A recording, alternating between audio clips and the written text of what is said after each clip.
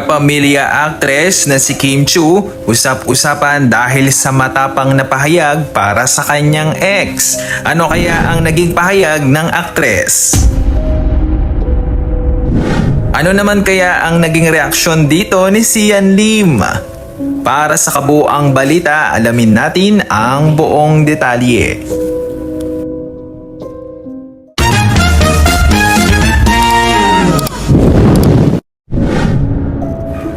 Nagpakawala ng matapang at hindi inaasahang pahayag ang kapamilya star na si Kim Chiu para sa kanyang ex-boyfriend na agad na pumutok at nag-iwan ng gulat sa buong showbiz world. Sa gitna ng mga patuloy na espekulasyon at tanong ng publiko ukol sa kanyang nakaraang relasyon, tahasang nilinaw ng aktres na wala na talagang pag-asang magkabalikan pa sila ng kanyang dating kasintahan.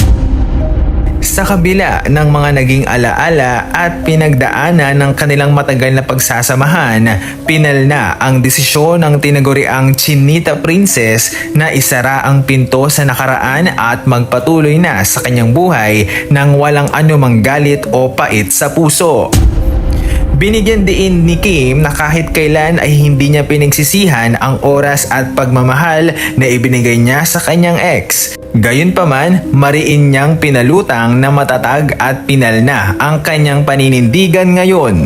Masaya at buo na ang kanyang kalooban sa kanyang kasulukuyang buhay at hindi na muling lilingon pa. Agad na nagtrend sa iba't ibang social media platforms ang matapang na pahayag na ito habang dumaragsa ang suporta ng mga tagahanga para sa panibagong yugto ng kanyang buhay. Sa kasulukuyan, wala ngang naging pahayag dito si Sian Lim. Ngunit hinihintay nga ng mga netizens kung tutugon nga ba o sasagot ang kanyang ex na si Sian.